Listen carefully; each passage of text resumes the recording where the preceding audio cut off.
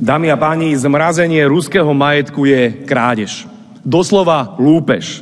Môžete si tu hľadať tisíce výhovoriek, ale ak niekomu ukradnete majetok a vy ste Rusom ukradli ich majetok, tak to robíte to, čo robia zlodeji.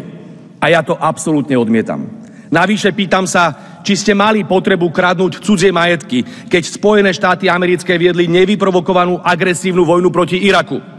Kradli ste majetky Američanov, keď NATO bombardovalo Belehrad a keď protiprávne otrhlo Kosovo od Srbska.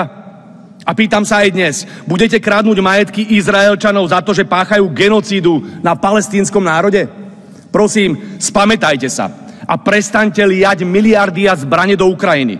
Miliardy potrebujú chudobní Európania, tak prestaňte dokola riešiť len Ukrajincov. Je to nefér voči našim vlastným občanom. Tie vaše sankcie proti Rusku nefungujú. Bol som pred pár dňami v Moskve a videl som na vlastné oči, ako Rusko prekvitá.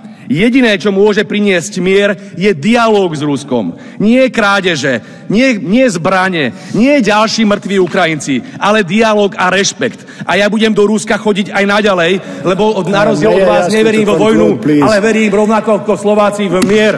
Ďakujem pekne za otázku, ale nepočul som preklad presne, ale trvám na tom, že áno, ide o krádež, pokiaľ kradneme ruské majetky a som presvedčený, že jediný spôsob, ako zabezpečiť, aby Ukrajinci neumierali, je prestať s expanziou NATO, prestať s rusofóbiou, prestať s nenávisťou proti ruskému národu. A presne toto chceme my Slováci. Dialóg s ruskou stranou. A áno, k tomu patrí aj vďaka za to, že nás oslobodili od fašizmu v druhej svetovej vojne.